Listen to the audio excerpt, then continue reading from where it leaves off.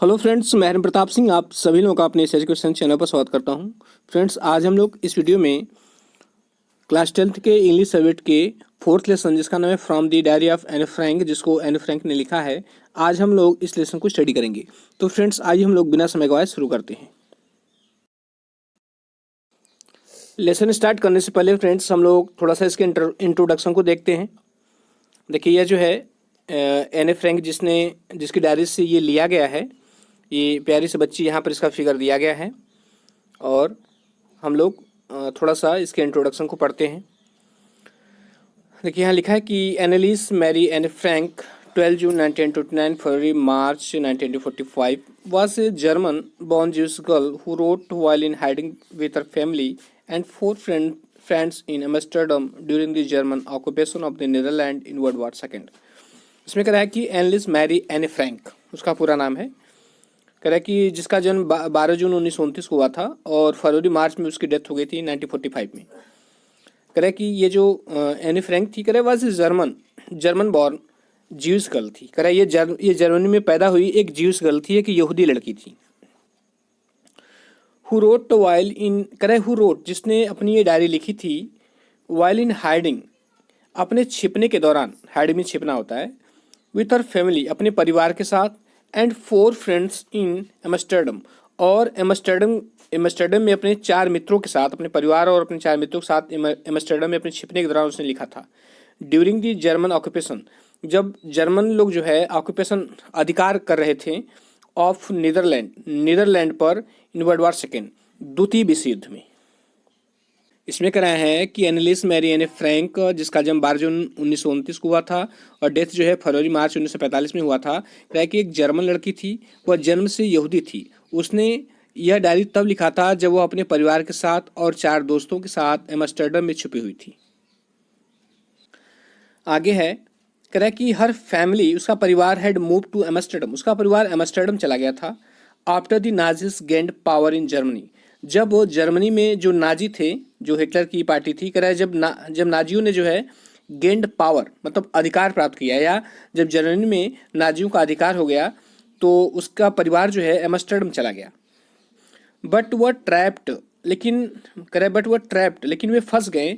When the Nazis occupation extended, जब जो है नाजी ऑक्यूपेशन, जब नाजियों का अधिकार जो एक्सटेंडेड बढ़ता है इनटू द नीदरलैंड में, जब ये नीदरलैंड के जब जर्मनी में जो है नाजियों का अधिकार होता है, नाजियों की सरकार होती है, मतलब हिटलर की सरकार होती है, तो वे लोग जो है नीदरलैंड के एम्स्टर्डम चले जाते हैं। लेकिन वे वहाँ तब फंस जाते हैं जब जो है जर्मनी नीदरलैंड पर भी अधिकार कर लेता है।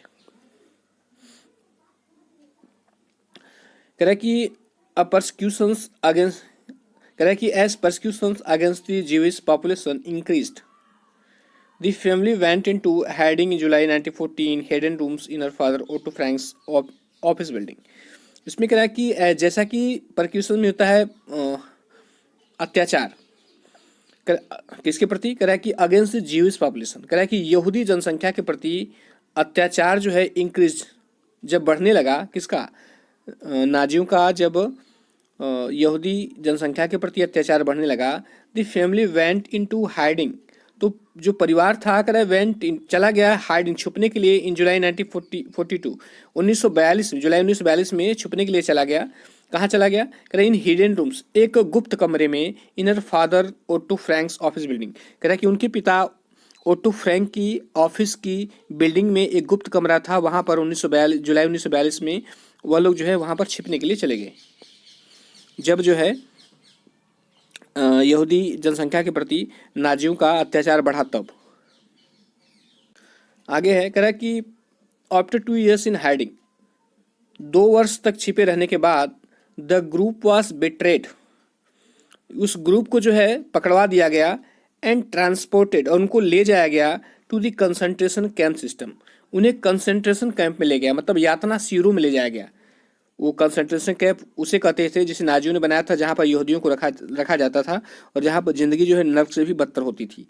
उनसे जो है अत्यधिक काम करवाया जाता था, उनको खाने के लिए नहीं दिया जाता, उनको कपड़े नहीं दिए जाते थे, नर्क से बदतर ज़िंदगी वहाँ पर होती थी। तो उनको जो है बाद में उनको पकड़वा दिया गया और उन्हें कंसंट्रेशन कैंप भेज दिया गया, वेयर एने died of typhus in बर्गन Belsen, जहाँ पर जो एने थी जो जिसने डायरी लिखी थी वो टाइफस बीमारी से मर जाती है, जिसे टाइफाइड कह सकते हैं, बर्गन बेल्सन नामक स्थान पर with in days of her sister Margaret Frank. कह रहा है कि अपने सिस्टर मार्गारेट फ्रैंक के मरने के कुछ ही दिन के भीतर जो है जो एने है वह भी टाइफस से मर जाती है। हर फादर ओटो, उसके पिता ओटो जो है the only survivor of the group. कह रहा है कि अपने ग्रुप में, उस ग्रुप में जो लोग जो है उस ऑफिस बिल्डिंग के उस गुप्त कमरे में छुपे हुए थे, उनमें से मात्र एक सर्वाइवर बचे थे, मतलब एक जीवित व्यक्ति बचे थे। कह रहा है कि रिटर्न टू एम्स्टर्डम, वे एम्स्टर्डम लौट आए आफ्टर द वॉर एंडेड, जब युद्ध समाप्त हो गया। To find that her diary had been saved, कह रहा है कि उन्होंने पाया कि her diary had been saved, कि उसकी डायरी जो थी वो सुरक्षित थी। उन्होंने जो है एने फ्रैंक की डायरी को सुरक्षित पाया। कह रहा है कि कॉन्विंस्ड, उन्हें विश्वास हो गया कि it was a unique record, कि ये एक यूनिक रिकॉर्ड है, एक अद्वितीय रिकॉर्ड है। ही टुक एक्शन, उन्होंने कार्य किया टू हैव इट पब्लिश्ड, इसको पब्लिश करवाने के लिए। ऐसे कह सकते हैं कि उन्होंने इसे पब्लिश करवाया इन इंग्लिश, अंग्रेजी में, under the name of the diary of a young girl. कह रहा है कि उन्होंने इसे इंग्लिश से पब्लिश कराया, किसके नाम से? The diary of a young girl के नाम से उन्होंने इसे इंग्लिश में पब्लिश करवाया। आगे है, कह रहा है कि the diary was given to Anne A Frank, Anne Frank को यह डायरी दी गई थी फॉर हर 13th बर्थडे, उसके 13वें जन्मदिन पर।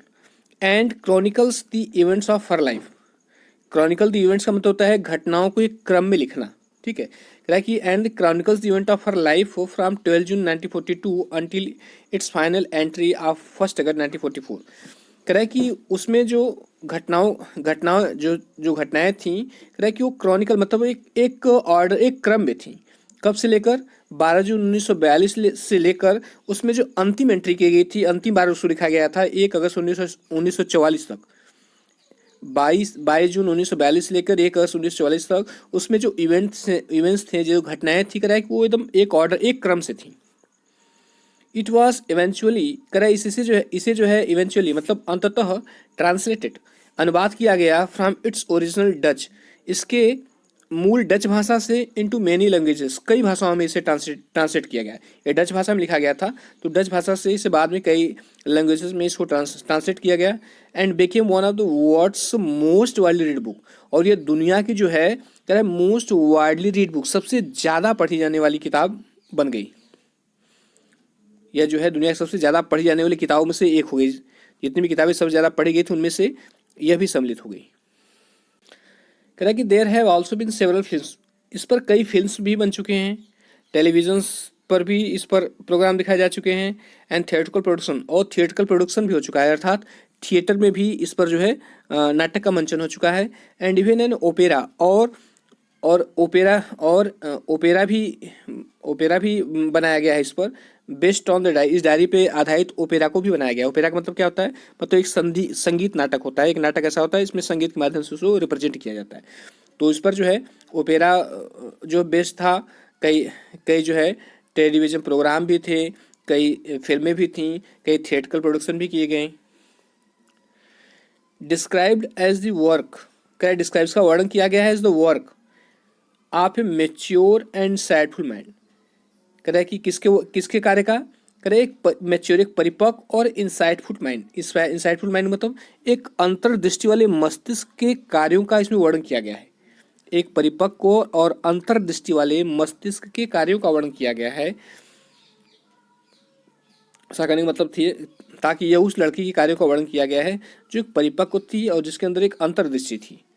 द डायरी, यह डायरी जो है प्रोवाइड्स एन इंटीमेट एग्जामिनेशन, कह रहा है कि प्रस्तुत करती है एक इंटीमेट, एक बारीक एग्जामिनेशन, एक बारीक निरीक्षण किसका? ऑफ डेली लाइफ, रोजमर्रा की जिंदगी का, अंडर नाजी ऑक्यूपेशन, नाजी की सत्ता के अंदर जो है, या नाजी की सत्ता के अंतर्गत जो है वह रोजमर्रा की जिंदगी का जो है एक बारीक निरीक्षण करती है, एक एक घटनाओं का वो वर्णन करती है, जिससे ये पता चलता है कि नाजियों के समय जो है जो यहूदी थे उनकी स्थिति कितनी नारकीय थी, कितनी दयनीय थी, उनको कितना कष्ट दिया जाता था। उस वक्त लगभग जो है 60 लाख यहूदियों को हिटलर ने मरवा दिया था और कम से कम 1.5 करोड़ लोग अप्रत्यक्ष रूप से अफेक्ट हुए थे। एने आगे है, कह रहा है कि एने Frank has become one of the most renowned and discussed of the Holocaust victim. कह रहा है कि एने फ्रैंक जो थी has become one of the most, कह रहा है कि वह बन चुकी थी क्या, वन ऑफ द मोस्ट, सबसे सबसे रिनोड मतलब जानी मानी या चर्चित, एंड रिनोड मतलब जानी मानी, एंड डिस्कस और चर्चित आप द होलोकॉस्ट विक्टिम, जितने भी होलोकॉस्ट के विक्टिम थे, विक्टिम मतलब शिकार, वहाँ होलोकॉस्ट विक्टिम का मतलब ये है कि वे जितने लोग जिनको जो है उन हिटलर के कंसंट्रेशन कैंप में, यातना शिविरों में जितने लोगों को कष्ट दिया गया था, सताया गया था, मार दिया गया था, वो जितने भी लोग जो है उस हिटलर की सेना के शिकार हुए थे, उनमें से जो ये एने फ्रैंक थी वो सबसे रिनोड और सबसे डिस्कस्ड विक्टिम थी, मतलब सबसे जानी मानी और सबसे चर्चित वह विक्टिम थी, सबसे विक्टिम मतलब सबसे चर्चित शिकार थी जो इन लोगों का शिकार हुई थी। राइटिंग इन ए डायरी, कह रहा है कि एक डायरी में लिखना is a real strange experience, कह रहा है कि वास्तव में एक अद्भुत अनुभव है फॉर समवन लाइक मी, मेरे जैसे व्यक्ति के लिए या मुझ जैसे के लिए एक डायरी में लिखना एक अद्भुत अनुभव है या एक विचित्र अनुभव है, ऐसे कह सकते हैं। नॉट ओनली बिकॉज, कह रहा है कि केवल इसलिए नहीं कि I have never written anything before, कि मैंने पहले कोई चीज़ नहीं लिखी है, बट ऑल्सो बिकॉज, बल्कि इसलिए इट सिम्स टू मी, मुझे ऐसा लगता है कि लेटर ऑन कि बाद में नाइदर आई, न तो मैं नॉर एनी वन एल्स, न तो और कोई व्यक्ति विल बी इंटरेस्टेड, वह इंटरेस्टेड होगा या वह रुचि लेगा इन द म्यूजिंग्स, वह विचार, किसमें रुचि लेगा, विचारों में, न तो मैं न तो कोई और व्यक्ति रुचि लेगा किसमें, in the musings of 13 years old school, कह रहा है कि इस 13 साल की स्कूल जाने वाले लड़की के विचारों में। यहाँ पर म्यूजिक मतलब विचार, तो इसमें ये कह रहा है कि मेरी जैसी लड़की के लिए एक डायरी लिखना जो है बड़े स्ट्रेंज एक्सपीरियंस था, बड़ा एक अजीब अनुभव था। कह रहा कि केवल इसलिए नहीं कि मैंने कभी पहले नहीं लिखा था, बल्कि इसलिए भी कि बाद में जो है न तो मैं न तो कोई और व्यक्ति एक 13 साल की स्कूल जाने वाली लड़की के विचारों में कोई रुचि लेगा। फिर कह रहे कि oh well it does not matter, कह रहे कि इट डज नॉट मैटर, कह रहे इससे कोई फ़र्क नहीं पड़ता। आई फील लाइक राइटिंग, मैं लिखना चाहती हूँ। And I have an even greater need to get all kinds of things off my chest, कह रहे कि and I have an even greater need, और मुझे कहीं ज़्यादा आवश्यकता है क्या करने की, to get all kinds of things, सब ऑफ माई चेस्ट, कह रहा है चेस्ट, यहाँ चेस्ट में छाती हुई, छाती मतलब मन से, कह रहा है कि और मैं जो है मैं इसलिए लिखना चाहती हूँ कि मैं अपने मन की सारी बात को बाहर निकाल देना चाहती हूँ। इसमें कह रही है कि I have an even greater need, मुझे कहीं ज़्यादा आवश्यकता है, किससे, कि लोग जो है मेरी डायरी को पढ़े या ना पढ़े, इससे कहीं ज़्यादा इस बात की आवश्यकता है कि मैं अपने मन से हर प्रकार की चीज़ों को जो भी मेरे मन में है वो बाहर निकाल दूँ, अर्थात मैं इस डायरी पे लिख दूँ। फिर करिए paper has more patience than people, बड़ी अच्छी बात यहाँ पर ये बोलती है, ठीक है, ये paper has more patience than people, वो कहती है कि पेपर में जो है लोगों के अपेक्षा ज़्यादा पेशेंस होता है। उसका कहने का मतलब ये है कि आप जो है किसी को अपनी बात कहें, सुनाएं, तो हो सकता है वो थोड़ी देर बाद वह जो है बोर हो जाए, वो सुनना न चाहे, लेकिन पेपर में ज़्यादा पेशेंस होता है, आप जितनी चाहें बातें उसको सुना सकते हैं, वो कोई प्रतिरोध नहीं करेगा और आपकी बातों को गुप्त रूप से अपने पास रखेगा। फिर कह रहे कि I thought of this saying, मैंने इस कहावत के बारे में सुना, on one of those days, इसमें कह रहा है कि मैं इस कहावत के बारे में उन दिनों सोचा, when I was feeling a little depressed, जब मैं एक दिन थोड़ा डिप्रेस्ड महसूस कर रही थी, अर्थात थोड़ा दुखी महसूस कर रही थी, and was sitting at home, और मैं घर पे बैठी हुई थी, विथ माई चीन इन माई हैंड, अपनी ठुड्डी को अपने हाथों में रखे हुए, बोर्ड मतलब बोर हो रही थी, एंडलेसलेस और दुखी, बोर कह रहा है मैं बोर मतलब उबी हुई और दुखी जो है अपने ठुड्डी को अपने हाथों में रखे हुए बैठी हुई थी घर पर। उस दिन मुझे ये विचार आया, कौन सा विचार, कि paper has more patience than people, कि पेपर में जो है लोगों की अपेक्षा ज़्यादा जो है पेशेंस होता है। कह रहे कि वंडरिंग सोच रही थी कि whether to stay in or go out, मैं सोच रही थी कि घर पे रहूं कि बाहर जाऊं। I finally stayed where I was brooding, कह रहे आई फाइनली स्टेड, मैं अंततः वहीं पे रुकी रही, वेयर आई वॉज ब्रोडिंग, जहाँ पर मैं बैठे हुए सोच रही थी, विचार कर रही थी। कह रहा यस, करे yes paper it does have more patience, कि लोग कह रहे पेपर में कहीं ज़्यादा पेशेंस होता है, कहीं ज़्यादा धैर्य होता है। And since I am not planning, and since और जैसा कि आई एम नॉट प्लानिंग, मेरी कोई योजना नहीं है to let anyone else read this stiff backed notebook. Stiff backed मतलब सख्त जिल्द वाली नोटबुक, स्टीप बैक्ड नोटबुक सख्त जिल्द वाली नोटबुक। कह रहा है कि मेरी कोई ये प्लानिंग नहीं है कि कोई और व्यक्ति जो है इस सख्त जिल्द वाली मेरी नोटबुक को जो है पढ़े। ग्रैंडली कह रहा है refer to as a diary, जिसे लोग जो है शान से डायरी बोलते हैं। कह रहा है इस सख्त जिल्द वाली नोटबुक को जिसे लोग शान से डायरी कहते हैं, मेरी कोई प्लानिंग नहीं है, मेरी कोई योजना नहीं है कि लोग इसे पढ़ें। मैं इसलिए नहीं लिखना चाहता हूँ कि लोग आगे चल करके पढ़ें। कह रहे कि unless I should ever find a real friend, जब तक मुझे कोई एक सच्चा मित्र नहीं मिल जाता। It probably won't make a bit of difference, कह रहे कि इससे शायद ही कोई फर्क पड़े। कह रहे इस बात से शायद ही कोई फर्क पड़े। ठीक है, अब आगे देखिए। इसमें कह रहे कि now I am back to the point that prompted me to keep a diary in the first place. इसमें कह रहा है कि now I am back to the point, अब मैं उस बात पे वापस आती हूँ, दैट प्रॉम्प्टेड मी, जिसने मुझे प्रेरित किया था, to keep a diary in the first place, सबसे पहले एक डायरी रखने के लिए। इसमें एने फ्रैंक करी है कि सबसे पहले मैं उस बात पे आती हूँ जिसने मुझे एक डायरी रखने के लिए प्रेरित किया था। I don't have a friend, करीब मेरा कोई फ्रेंड नहीं है, मेरा कोई मित्र नहीं है। Let me put it more clearly, कह रहा है मुझे इस बात को और क्लियरली रखने दीजिए, मतलब मैं इस बात को और स्पष्ट कहना चाहती हूँ। Since no one will believe, कह रहा है कि जैसा कि कोई विश्वास नहीं करेगा, दैट की अ 13 ईयर्स ओल्ड गर्ल, एक 13 साल की लड़की is completely alone in the world, इस संसार में पूरी तरह से अकेली, ऐसा कोई विश्वास नहीं करेगा कि एक 13 साल की लड़की संसार में पूरी तरह से अकेली है। एंड आई एम नॉट, और मैं हूँ भी नहीं, मैं अकेली नहीं हूँ। आई हैव लविंग पेरेंट्स, मेरे प्रेम करने वाले माता पिता हैं। And a 16 years old sister, और एक 16 साल की बहन है। And there are about 30 people, और लगभग 30 लोग हैं। आई कैन कॉल फ्रेंड्स, जिसे मैं मित्र कह सकती हूँ। आई हैव फैमिली, मेरा एक परिवार है। लिविंग ऑन्ट्स, करे प्यारी प्यारी चाचियाँ हैं। एंड गुड होम्स, और एक अच्छा घर है। No one on the surface I seems to have everything, कह रहा नो नहीं, ऑन द सरफेस मतलब सर मतलब ऊपर से, I seems to have everything, ऐसा लगता है कि मेरे पास सब कुछ है। Except my one true friend, सिवाय मेरे एक सच्चे मित्र की। कह रहा है ऊपर से ऐसा लगता है मेरे पास सब कुछ है, लेकिन सिवाय एक सच्चे मित्र के। All I think about when I am with friends is having a good time. कह रहे कि ऑल आई थिंक, अगर मैं और बहुत कुछ और अगर कुछ सोच सकती हूँ, about when I am with friends, जब मैं अपने मित्रों के साथ होती हूँ, तो अगर मैं कुछ सोच सकती हूँ तो बस यही सोच सकती हूँ कि हैविंग ए गुड टाइम, कि मौज मस्ती के बारे में। उसका कहना मतलब है कि जब मैं अपने फ्रेंड्स के साथ होती हूँ तो मैं बस अपनी मौज मस्ती के बारे में सोचती हूँ।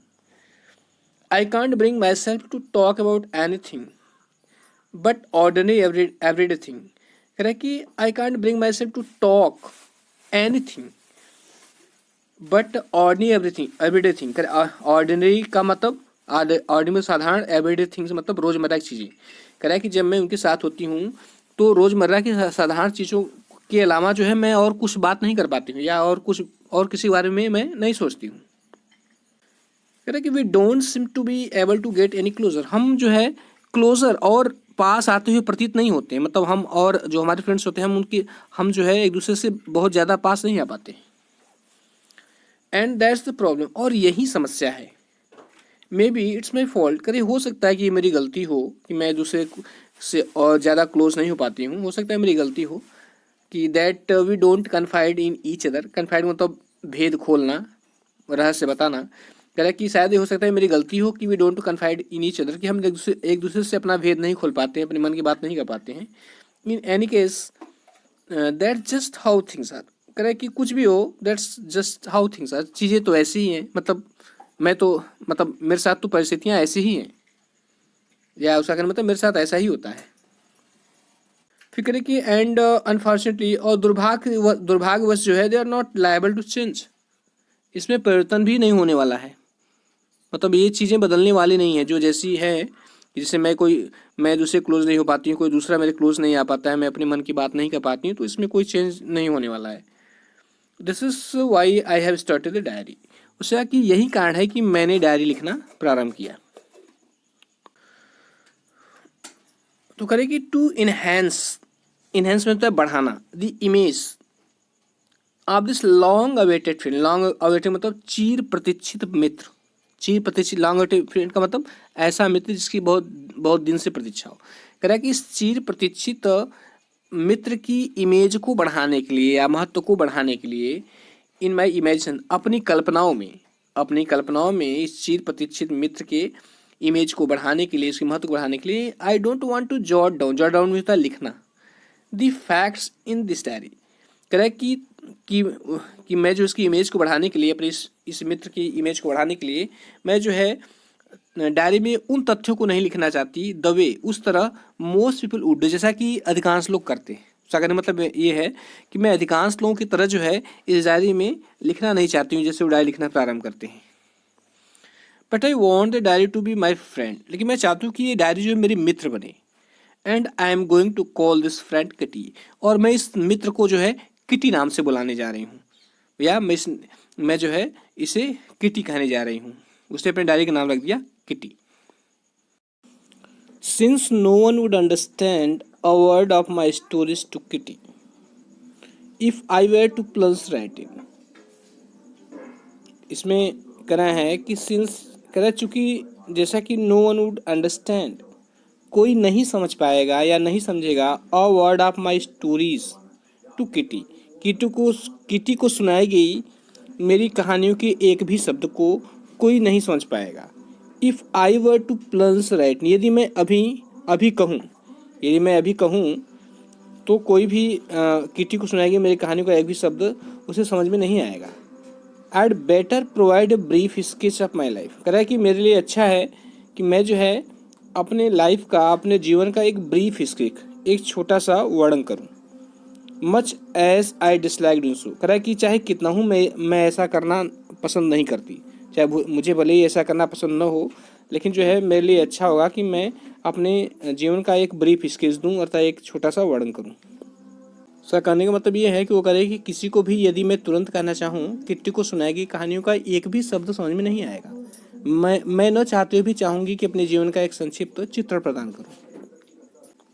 मतलब वो जो है अपने जीवन के बारे में वर्णन तो करना नहीं चाहती है, लेकिन जो है अपनी बातों को समझाने के लिए उसे जो है अपनी बातों को या अपने परिवार का वर्णन करना जो है उसकी मजबूरी है। तो कह रहे कि माई फादर, मेरे पिता, द मोस्ट एडोरेबल फादर। इसमें कहता है जो मेरे फादर हैं, कहता है the most adorable fathers, adorable मतलब प्यारे, सबसे प्यारे पिता हैं। Did not marry my mother, उन्होंने मेरी माँ से तब तक शादी नहीं की, अंटिल ही वॉज 36, जब तक वह 36 साल के नहीं हो गए, एंड सी वॉज 25, और जब तक वह 25 साल की नहीं होगी तब तक उन्होंने मेरी माँ से शादी नहीं की। माई सिस्टर मार्गॉट, मेरी सिस्टर जो मार्गॉट थी, was born in Frankfurt in Germany in 1926, मेरी बहन जो मार्गॉट थी वह जर्मनी के फ्रैंकफर्ट में 1926 में पैदा हुई थी। I was born on 12 June 1929, और मैं जो है 12 जून 1929 को पैदा हुई थी। I lived in Frankfurt until I was 4, कह रहा कि मैं फ्रैंकफर्ट में रही जब तक मैं 4 वर्ष की नहीं हो गई, अर्थात मैं 4 वर्ष तक फ्रैंकफर्ट में ही रही। माई फादर इमिग्रेटेड, इमिग्रेट का मतलब होता है प्रवास करना। मेरे फादर जो है इमिग्रेटेड टू हॉलैंड इन 1933, मेरे पिता जो थे वो 1933 में हॉलैंड चले गए। My mother Edith Hollander Frank, मेरी माँ जिनका नाम था एडिथ हॉलैंडर फ्रैंक, कह रहा went with him to Holland in September, कह रहा कि वह जो है उनके साथ सितंबर महीने में हॉलैंड चली गई। वाइल जबकि मार्गॉट एंड आई, जबकि मार्गॉट और मैं वर सेंट टू आचिन, हमें आचिन भेज दिया गया, टू स्टे विथ और ग्रैंड मदर, अपनी माँ के साथ रहने के लिए। आचिन क्या है? ये आचिन जो है ये हॉलैंड का एक सिटी है, हॉलैंड की एक सिटी है, उसका नाम है आचिन। तो वही कह रहा है कि मार्गॉट को और मुझे जो है मेरी ग्रैंड मदर के साथ रहने के लिए आचिन भेज दिया गया। मार्गाट वेंट टू हॉलैंड इन दिसंबर, मार्गाट जो है दिसंबर में हॉलैंड चली गई। एंड आई फॉलोड इन फरवरी, और मैं उसके पीछे फरवरी में गई, मतलब मैं उसके पीछे पीछे फरवरी में गई, मतलब उसके चले जाने के बाद मैं जो है फरवरी में हॉलैंड गई।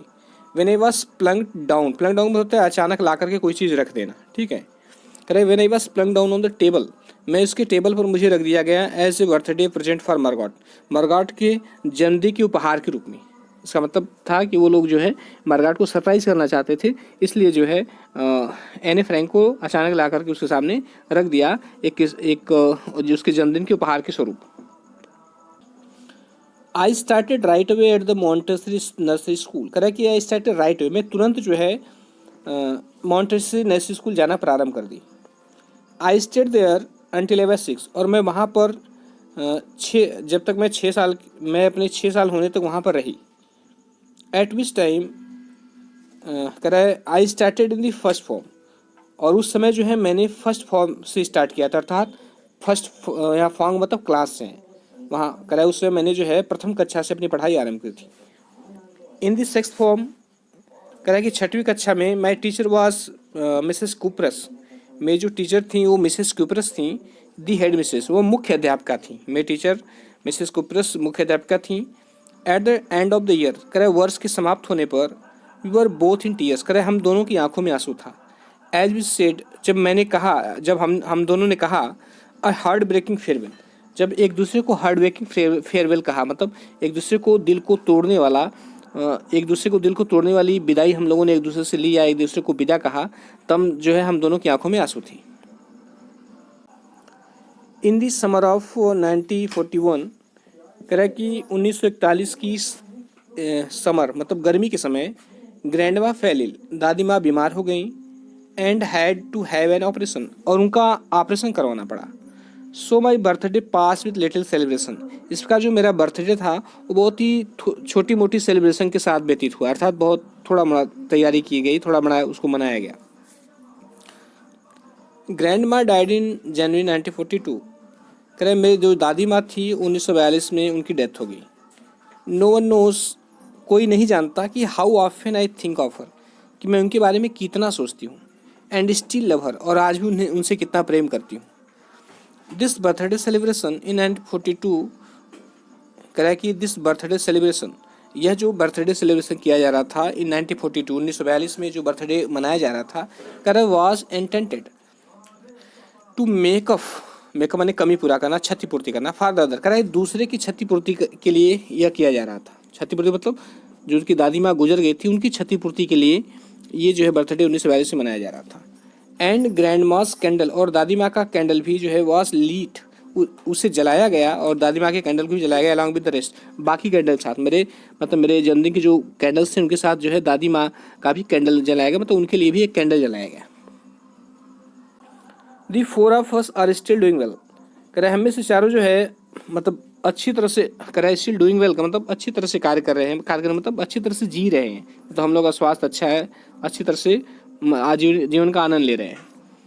And that brings me to the present date of 20 June 1942, और यह जो है, और यह ब्रिंग्स मी मुझे लेकर आता है टू द प्रेजेंट डेट, आज की तारीख क्या है, आप 20 जून 1942, और यह चीज़ें जो है मतलब हम लोग जीवन का अच्छे से आनंद ले रहे हैं, यह हमें जो है आज के दिन 20 जून 1942 की तारीख पर लेकर आता है।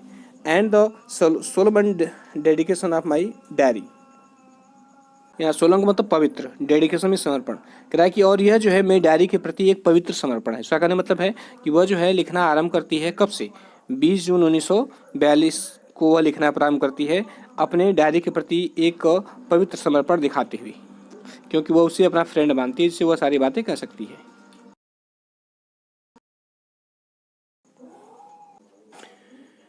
डियरेस्ट किटी, एने फ्रैंक ने लिखा कि डियरेस्ट किटी, अब देखो किटी को जो है वो डियरेस्ट लिख रही है, कह रहे सबसे प्यारी किटी, और ये लिख कब रही है, ये सैटरडे 20 जून 1942 मतलब 20 जून 1942 को शनिवार का दिन था, वो लिख रही है कि dearest Kitty, our entire class is quaking in its boot. अब यहाँ पर है क्वेकिंग इन इट्स बूट का मतलब क्या है, देखिए यहाँ पर लिखा हुआ है, ये वर्ड मीनिंग बगल में है, इसका मतलब है कि shaking with fear and nervousness, करे कि फियर से, डर से, एंड नर्वस और घबराहट से कांपना। तो कहने का मतलब ये है कि करे कि हमारा जो पूरा क्लास था इस क्विकिंग इट्स बूट, मतलब वो डर से और घबराहट से कांप रहा था। The reason of course is the fourth coming meeting in, करे कि द रीजन, इसका रीजन क्या था, करे कि ऑफ कोर्स निश्चित रूप से, is the fourth coming meeting, आने वाली जो जो होने वाली मीटिंग थी उसके लिए, इन विच, जिसमें द टीचर्स डिसाइड, जिसमें टीचर जो है ये डिसाइड करेंगे, ये निर्णय लेंगे कि हु शैल मूव अप, ये कौन मूव करेगा टू द नेक्स्ट फॉर्म, यहाँ फॉर्म मतलब क्लास, कौन नेक्स्ट क्लास में मूव करेगा, and who will be kept back, और कि उसको किसको जो है पीछे किया जाएगा, मतलब उस क्लास में रोका जाएगा। मतलब जो है मीटिंग होने वाली इसमें इसमें ये निर्णय किया जाना था कि किस बच्चे को जो है आगे आगे नेक्स्ट क्लास में उसको प्रमोट किया जाएगा, किस बच्चे को रोका जाएगा, मतलब किसको पास किया जाएगा, किसको फेल किया जाएगा। कह कि half the class is making bets, bets में होता है शर्त, कह कि आधी क्लास जो है शर्त लगा रही थी। GN and I love of self silly, कह जीएन और मैं जो है मूर्खतापूर्वक हंसते हैं at two boys behind us, हमारे पीछे दो लड़कों पर। सीएन एंड जैकस, उन दो लड़कों का नाम है CN and Jacques, who have stack their entire holiday saving on their bed, जिन्होंने अपनी एंटायर हॉलीडे सेविंग, मतलब अपनी संपूर्ण हॉलीडे मतलब छुट्टियों में जो सेविंग किए थे उन्होंने, जो बचत की थी उन्होंने, करेक्ट कि उन्होंने क्या किया, उन्होंने देयर बेट, उन्होंने सारी अपनी बचत को, छुट्टियों में जितनी बचत थी उसको सब शर्त पे लगा दिया। फ्रॉम मॉर्निंग टू नाइट, करे सुबह से लेकर रात तक, इट्स उन लोगों के बीच जो है बात होती थी, it's you are going to pass, कि तुम पास होने जा रहे हो, तुम पास हो जाओगे। नो आई एम नॉट, नहीं मैं नहीं होऊंगा। यस यू, नहीं तुम हो जाओगे। नो आई एम नॉट, नहीं मैं नहीं होऊंगा। इवन जी, मतलब ऐसा ऐसा ही चल रहा था, दिन भर ऐसा ही चलता था, कोई कहता नहीं तुम पास हो जाओगे, नहीं मैं नहीं तुम पास हो जाओगे, ऐसा चलता था। कह रहा कि इवन जीएस प्लीडिंग ग्लैंसेस, यहाँ तक कि जीएस की जो प्लीडिंग ग्लैंसेस, मतलब विनती या प्रार्थना करती हुई जो नज़र थी, एंड माई एंग्री आउटबर्स्ट, और मेरी क्रोध में आउटबर्स्ट, मेरा क्रोध में चिल्लाना, कांट काम देम डाउन, काम डाउन तो शांत करना है, कह रहा है कि मेरा क्रोध में चिल्लाना और जो जीएन की जो विनती करती हुई नज़रें थी वो भी उनको शांत नहीं कर सकी। इसका मतलब ये है कि मतलब ये दोनों चाहती थी काश ही भगवान के लिए सब चुप हो जाती, इस टॉपिक को बंद कर देते, नहीं तुम पास जाओगे, नहीं मैं नहीं पास होऊंगा, नहीं तुम पास जाओगे मैं नहीं होऊंगा। तो ये जो दिन भर चलता था, तो वो दोनों चाहती थी कि ये सब जो है बंद हो जाए। तो इस पर जो है एने गुस्सा चिल्लाते भी तब भी शांत नहीं होते हैं, और जो जीएन थी वो अपनी प्लीडिंग ग्लैंस से, मतलब एक प्रार्थना भरी निगाहों से देखती थी कि यार कम से कम भगवान के लिए शांत हो जाओ तुम लोग, लेकिन वो सब शांत नहीं हुई। तो यानी करे कि इफ़ यू आस्क मी, ये तुम मुझसे पूछो तो there are so many dummies, तो क्लास में बहुत सारे डमीज हैं, नहीं मतलब जो इंटेलिजेंट नहीं है, मतलब जो मूर्ख या गधे हैं, पढ़ने में अच्छे नहीं। तो क्लास में बहुत सारे डमीज हैं, that about a quarter of the class, जिससे कि क्वार्टर ऑफ द क्लास मतलब क्लास का एक चौथाई जो है, पूरे क्लास का जितने लड़के हैं उसका एक चौथाई जो है, शुड बी केप्ट बैक, उसको बैक रखना चाहिए, अर्थात उनको फेल कर देना चाहिए। वो करे कि यदि आप मुझसे पूछे तो मैं तो यही कहूँगी क्लास का एक चौथाई क्लास में जो बच्चे वो डमी हैं उनको जो है फेल करना चाहिए। But teachers are the most unpredictable creature on earth, लेकिन एक बड़ी अच्छी बात कहती है कि जो टीचर्स होते हैं ना, करीब most unpredictable creatures on the earth, ये पृथ्वी पर सबसे अनप्रेडिक्टेबल क्रिएचर्स हैं। अनप्रेडिक्टेबल क्रिएचर मतलब जिनके बारे में कोई अनुमान नहीं लगाया जा सकता कि नहीं कि वो क्या करेंगे क्या नहीं करेंगे, क्या डिसीजन लेंगे क्या नहीं लेंगे। ये जो है ये पृथ्वी पर ऐसे लोग हैं जो सबसे अनप्रेडिक्टेबल हैं, मतलब वो क्या निर्णय ले सकते हैं कहा नहीं जा सकता। फिर कह रहे कि I am not so worried about my girl friends, कह रहे मैं मेरी जो गर्ल फ्रेंड्स थी, मेरी जो लड़कियां जो दोस्त थी, मैं उनके बारे में वरीड नहीं थी, बहुत ज़्यादा वरीड नहीं थी, बहुत ज़्यादा चिंतित नहीं थी, मुझे उनकी चिंता नहीं थी। मुझे उसका कहने मतलब कि मुझे लगता था कि नहीं सब पास हो जाएंगी। एंड माई सेल्फ, और अपने बारे में भी, वी शैल मेक इट, कह रहा है कि हम मेक इट मतलब वी शैल सक्सीड, हम पास हो जाएंगे। The only subject I am not sure, कह रहा है एक ही सब्जेक्ट बारे में मुझे विश्वास नहीं था, अबाउट इज मैथ, वो मैथ थी। Anyway all we can do is wait, कह रहा है कि एनीवे हम बस वेट कर सकते थे, हम केवल इंतजार कर सकते थे डिसीजन का। Until then, we keep telling each other not to lose heart. कह रहा है कि तब तक जो है we keep telling each other, हम एक दूसरे से कहा करते थे कि नॉट टू लॉस हर्ट, कि अपना अपना जो है धैर्य न खोएं। मतलब हम लोग जो है रियल टाइम तक एक दूसरे से ये कहते रहे कि अपना धैर्य न खोएं। इसमें करे क्या, I get along pretty well with all my teachers. करे मेरी सभी टीचर से क्या थी, करे प्रेटी वेल मतलब गुड टर्म्स। मेरे सभी टीचर के साथ जो है गुड टर्म्स थी, अच्छी टर्म्स थी, मतलब अच्छे संबंध थे। There are 9 of them. करे कि उन सभी 9 लोग थे। 7 मेन, जिसमें से 7 पुरुष थे एंड 2 वुमेन, और 2 औरतें थीं। मिस्टर किसिंग, करे mister Keesing the old foggy, यहाँ ओल्ड फॉगी है ना, ओल्ड फॉगी मतलब एन ओल्ड फैशन पर्सन, एक पुराने विचार वाले व्यक्ति। कह रहे हैं कि मिस्टर किसिंग जो थे एक पुराने विचार वाले व्यक्ति थे, हु टीचर्स मैथ, जो मैथ पढ़ाते थे। वॉज एनवायर्ड विथ मी, जो मुझ पर गुस्सा थे फॉर एजेस, बहुत दिनों से। बिकॉज क्योंकि आई टॉक सो मच, क्योंकि मैं बहुत ज़्यादा बातें करती थी। आफ्टर सेवरल वार्निंग, कई वार्निंग के बाद, ही असाइंड मी एक्स्ट्रा होमवर्क, उन्होंने मुझे एक्स्ट्रा होमवर्क दे दिया, अतिरिक्त होमवर्क दे दिया। और होमवर्क में उन्होंने क्या दिया, an essay on the subject a chatter box. उन्होंने चैटर बॉक्स के विषय पर ऐसे दे दिया। चैटर बॉक्स ये बोलते हैं बहुत बातूनी, बहुत टैक्टेटिव पर्सन, जो बहुत बातें ज़्यादा करता है, बहुत बातें करता है, उसके लिए उसे चैटर बॉक्स बोलते हैं ना। तो वो ज़्यादा बहुत बातें कर रही थी, क्लास में हमेशा बातें किया करती, इसलिए उसने जो है जो टीचर थे उसके किसिंग मिस्टर किसिंग, उन्होंने उस पर चैटर बॉक्स पर ही ऐसे लिखने के लिए दे दिया। और चैटर बॉक्स, अब सोचिए कि chatter box, what can you right about that, इसके बारे में तुम क्या लिख सकते हो। I'd worry about that later। वो करे कि मैं इसके बारे में बाद में चिंता करूंगी, बाद में इसके बारे में सोचूंगी। आई डिसाइड, मैंने निश्चय किया। I jotted down the title my notebook, और मैंने उस टाइटल को अपनी नोटबुक में लिख लिया कि नहीं, मुझे इस पर, इस चैटर बॉक्स पे जो है मुझे इसे लिखना है। मैंने नोटबुक में लिख लिया और सोचा कि बाद में इस पर विचार करूंगी, चिंता करूंगी इसके बारे में।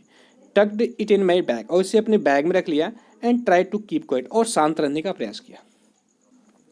फिर कि दैट इवनिंग, उस शाम, after I had finish the rest of my work, अपने सारे शेष होमवर्क करने के बाद, द नोट अबाउट द ऐसे काट माई आईज। कह रहा है कि वो ऐसे के बारे में जो मैंने नोट किया था उस पर मेरी निगाह पड़ी। I begin thinking about the subject, मैं जो है सब्जेक्ट के बारे में सोचने लगी। While chewing the tip of my fountain pen, अपने फाउंटेन पेन का जो टिप है, जो वरी सिरा है, उसको मुंह में चबाते हुए मैं सोचने लगी इस टॉपिक के बारे में कि मैं क्या लिखूं। Anyone could ramble on and leave big spaces between the words. Ramble on का मतलब क्या होता है, टाका राइट एमलेसली फॉर लॉन्ग। का मतलब है कि कोई व्यक्ति बात कर सकता है या लिख सकता है बिना उद्देश्य के लंबे समय तक। उसका मतलब यदि लिखना चाहे तो बिना उद्देश्य के ही, बिना अर्थ के ही उसमें बहुत लंबा सारा लिखा जा सकता है। तो वही करा है कि एनीवन कुड रैम्बल ऑन, कोई भी व्यक्ति जो उस पर जो है एमलेसली बहुत लंबा लिख सकता है। लीव बिग स्पेस, और बड़े बड़े स्थान छोड़ सकता है बिटवीन द वर्ड, शब्दों के बीच। जैसे लोग कापियाँ भरने के लिए दूर दूर लिखते हैं ताकि जो है पेजेस भर जाएं। तो ये कह रहा है कि और कोई व्यक्ति जो है रैम्बल में इसमें लिख सकता है, मतलब एमलेसली इसको लिख सकता है को लंबा और बीच में जगह छोड़ करके। कह रहा है बट द ट्रिक्स, लेकिन जो ट्रिक ये है कि was to come up with convincing argument, कि इसमें जो आर्गूमेंट हो, जो तर्क वितर्क हो, करे वो कन्विंसिंग हो, विश्वास करने वाला हो। टू प्रूव, जिससे साबित हो सके, द नेसेसिटी ऑफ टॉकिंग, जिससे जो है बात करने की आवश्यकता साबित हो सके। उसमें कहना है कि लिखने के लिए तो कुछ भी लिखा जा सकता है, लेकिन इसमें ऐसे आर्गूमेंट, ऐसे तर्क दिए जाने चाहिए जिससे ये प्रूफ हो सके कि नहीं, बात करना आवश्यक है। आई थॉट, मैं सोचती रही एंड सडनली, और अचानक, आई हैड एन आइडिया, मुझे एक आइडिया आया। आई रोड द 3 पेजेस, मैंने 3 पेजेस लिखे। Mister Keesing had assigned me, assigned me and was satisfied. कह रहा है कि मैंने जो 3 पेजेस लिखे, जिसे जो है मिस्टर किसिंग ने मुझे असाइन किया था, मतलब मुझे दिया था, एंड वॉज सेटिस्फाइड, और जो है और मैं संतुष्ट हो गई। आई आर्गूड, मैंने तर्क दिया कि talking is sudden student state, मैंने बताया कि जो बात करना है वो छात्रों का गुण होता है, उनका ट्रेट होता है। And that I would do my best, और मैं जो है अपनी पूरी कोशिश करूंगी to keep it under control, इसे अपने कंट्रोल में रखने का। उसने तर्क दिया कि नहीं, जो है बात करना तो स्टूडेंट्स का नेचर है, लेकिन मैं इसे कंट्रोल में करने का पूरा प्रयास करूंगी। लेकिन आगे करें कि but that I would never be able to cure myself, of the habit, कह रहा है लेकिन मैं अपने को अपनी इस हैबिट से अपने को जो है कह रहा कम्प्लीटली क्योर नहीं कर सकते, मतलब इस हैबिट से छुटकारा नहीं दिला सकती अपने को। Since my mother talked as much as I did, जैसा कि मेरी माँ जो है उतना ही बात करती है जितना मैं करती हूँ। इफ़ नॉट मोर, कह रहा है यदि मुझसे ज़्यादा नहीं करती है तो कम से कम मेरी माँ जो है उतना बात करती है जितना मैं करती हूँ। उसका कहना मतलब है कि मेरी माँ भी इतना ही बात करती है, मतलब मेरी माँ भी बहुत बहुत बहुत टॉकटेटिव है, बहुत बातूनी है। And that's there is not much you can do about inherited traits. Inherited traits का मतलब क्या होता है, देखिए यहाँ लिखा है, इसका मतलब होता है क्वालिटीज फिजिकल और mental that one gets from one's parents. कह रहा है कि वह क्वालिटी चाहे वो फिजिकल हो चाहे मेंटल हो और जो अपने माता पिता से प्राप्त होती है, मतलब इसको जो विरासत में प्राप्त होती है, जो जेनेटिक होता है।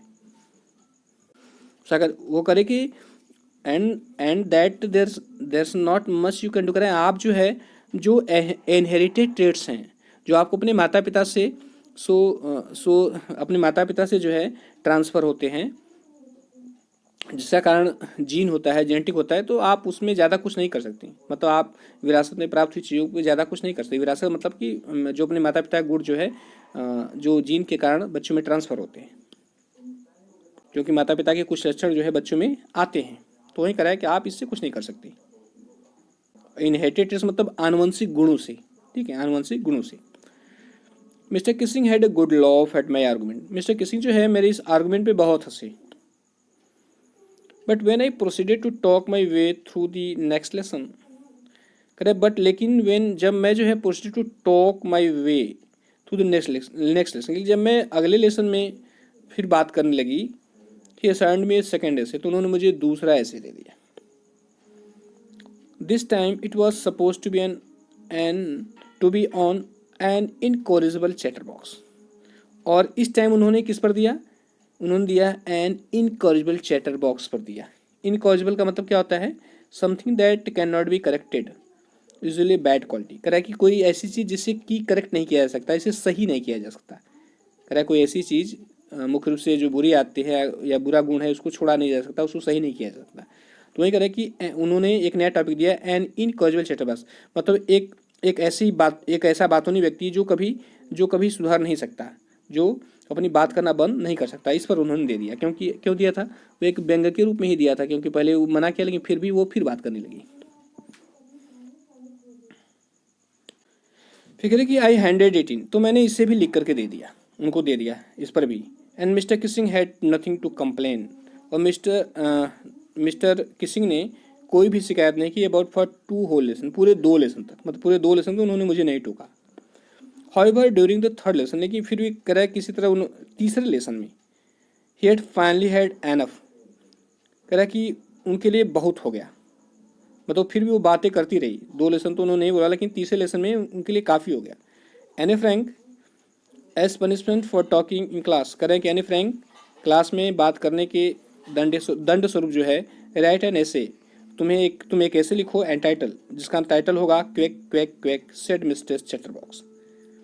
अब वो जो है फिर से उस पर बैंक करते हुए कहते हैं कि नहीं, तुम लिखो कि quake quake quake said mister कह रहा है कि मिस्टर चैटरबॉक्स ने कहा क्वेक क्वेक क्वेक, मतलब उनका इसलिए दिए क्योंकि वो हमेशा बकबक करती रहती थी, इसलिए दिया कि एक मिस्टर चैटरबॉक्स है जो कि हमेशा क्वेक क्वेक क्वेक किया करता रहता है।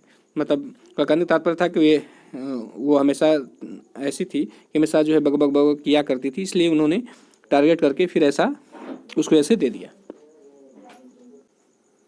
देखिए फिगर है थोड़ा, एनी फ्रैंक का उसके टीचर हैं, उसके क्लासमेट्स हैं, बैठे हुए हैं। फिगर है द क्लास रोड, क्लास में शोर होने लगा, मतलब सब हंसने लगे जोर जोर से, तो इसे एक शोर सा उत्पन्न हुआ। रोड में दहाड़ना होता है, मतलब पूरा क्लास में एक शोर सा उत्पन्न हो जाता है जब सभी बच्चे एक साथ हंसने लगते हैं। कह रहा है I had to laugh too, कह रहा है मुझे भी हंसना पड़ा, मतलब मैं भी हंस पड़ी। दो एड नियरली एग्जस्टेड, यद्यपि मैं थक चुकी थी। माई इंजेनिटी का मतलब क्या होता है, ओरिजिनलिटी एंड इन्वेंटिवनेस। इंजेनिटी मतलब प्रतिभाशीलता होती है, क्या होती है, प्रतिभाशीलता। तो करे कि दो आई हैड नियरली एक्सेप्टेड, मैं थक चुकी थी, my ingenuity on topic of chatterboxes, कह रहा है कि इस चैटर बॉक्स के टॉपिक पर अपनी प्रतिभाशीलता के बारे में ऊब चुकी थी। इसका मतलब था कि मैं तो जो चैटर बॉक्स पर मुझे दिया जा रहा था मैं बार बार लिख दे रही थी, तो मेरे अंदर प्रतिभाशीलता थी कि मैं चैटर बॉक्स में लिख सकूँ। तो कह रहा है मैं इससे ऊब चुकी थी। It was time to come up with something else. कह रहा है कि ये टाइम जो है इस बार कुछ और कोई और चीज़ करने का समय था। समथिंग ओरिजिनल, कोई ओरिजिनल चीज़, कोई मूल चीज़। माई फ्रेंड सैन, कह रहे मेरी friend Sanne who's good at poetry, जो पोएट्री में बहुत अच्छी थी, offer to help me write the essay from beginning to end in verse. कह रहा है कि उसने प्रस्ताव रखा टू हेल्प मी, मेरी मदद करने का, राइट द एसे, इस एसे को लिखने में, from beginning to end in verse. कह रहा है शुरू से लेकर अंत तक वर्ष में अर्थात कविता में लिखने का उसने ऑफर रखा। And I jumped for joy, और मैं खुशी से उछल पड़ी। Mister Keesing was trying to play joke on me. Mister Keesing जो है मेरे पर जोक कर रहे थे, मेरा मजाक उड़ा रहे थे। विद दिस रिडिकुलस सब्जेक्ट्स, इस हास्यास्पद विषय के साथ वो मेरा मजाक उड़ा रहे थे। But I would make sure the joke was on him, लेकिन मैं इस बारे में आश्वस्त थी कि नहीं, अब जो है उन पर जोक किया जाएगा, उनका मजाक उड़ाया जाएगा। आई फिनिश्ड माई पोएम, मैंने अपनी कविता समाप्त की। एंड इट वॉज ब्यूटीफुल, और ये सुंदर कविता थी। It was about a mother duck, ये एक मदर डक के बारे में थी। एंड ए फादर स्वान, और एक फादर स्वान के बारे में थी। मदर डक थी और फादर स्वान था।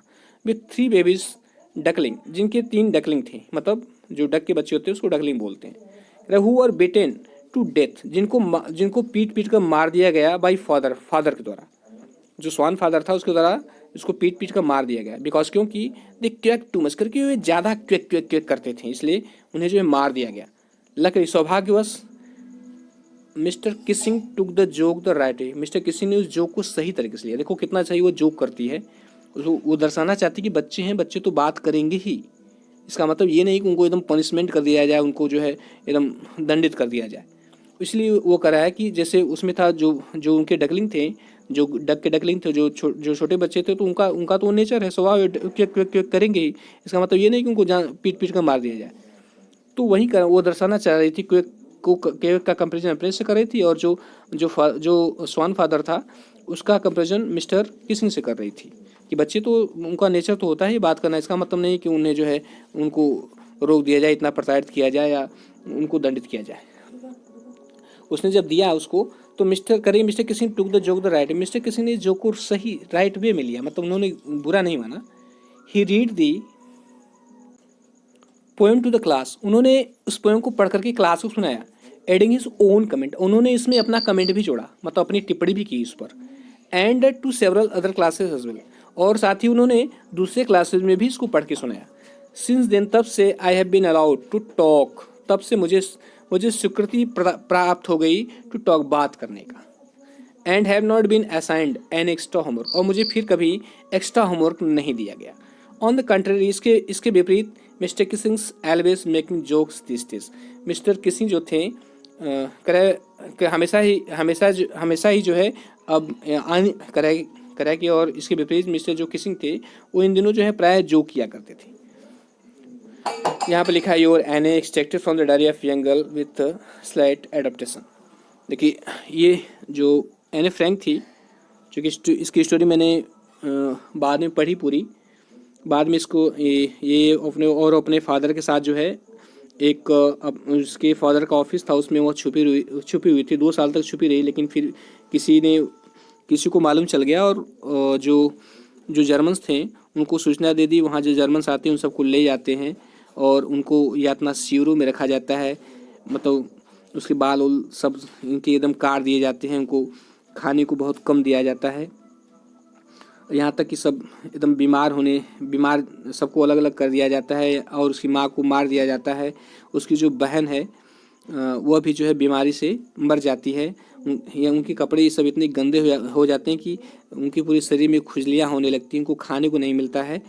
और अंत में एक दिन क्या, उसकी पहले बड़ी बहन की मृत्यु होती है, फिर भूख से पीड़ित कमज़ोर जो एने फ्रैंक होती है उसे जो है टाइफस बीमारी हो जाती है, टाइफाइड हो जाती है, और वो भी बेचारी मर जाती है। जितने उसके परिवार के लोग थे और जो जर्मन जहाँ पर जिन लोगों को पकड़ा गया था वो सभी मर जाते हैं, केवल उसके पिता जो है वह जीवित रहते हैं, क्योंकि वहाँ द्वितीय विश्व युद्ध समाप्त हो जाता है और वही जीवित हो पाते हैं।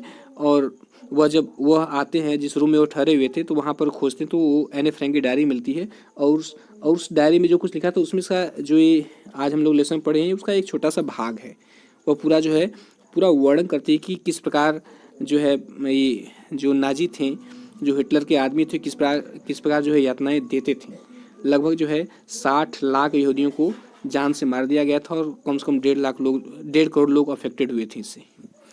तो फ्रेंड्स, आशा करता हूँ कि वीडियो समझ में आया होगा, और यदि अच्छा लगा हो तो लाइक सब्सक्राइब शेयर कर दीजिएगा। Thank you.